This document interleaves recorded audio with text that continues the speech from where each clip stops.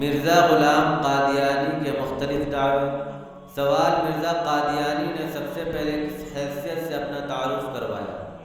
جواب: مناظر اسلام کی حیثیت سے۔ سوال: مرزا قادیانی کس سے مناظرہ کرتا تھا؟ جواب: عیسائیوں اور آریہ سماج کے لوگوں سے۔ سوال: مناظروں کا انجام کیا ہوا؟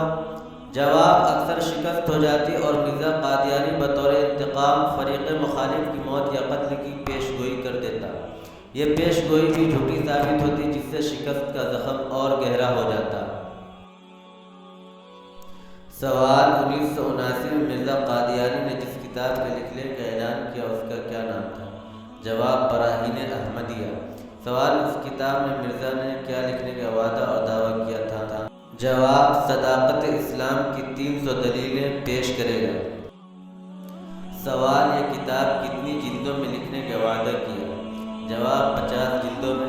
سوال: براہین احمدیہ کا انجام کیا ہوا؟ جواب: 1880 سے 1884 تک 4 دنیں شائع ہوئی۔ اس کے 25 سال بعد 1905 میں حصہ پنجم شائع ہوئی۔ سوال: مرزا قادیانی تو 50 جلدوں میں لکھنے کا وعدہ کیا تھا، تو کیا یہ وعدہ پورا ہوا؟ جواب: نہیں۔ مرزا قادیانی نے کہا 50 اور 5 میں صرف ایک ہی صفر کا ہی تو فرق ہے، اس لیے 50 کا وعدہ پورا ہو گیا۔ نوٹ: آپ کہیں گے کہ چندہ لے کر اس نے اب تو قوم کو دھوکہ دیا۔ ارے بھائی، نبی سے غداری کرنے والا قوم کے ساتھ کیا کچھ نہیں کر سکتا؟ سوال: براہین احمدیہ میں مرزا نے کیا لکھا؟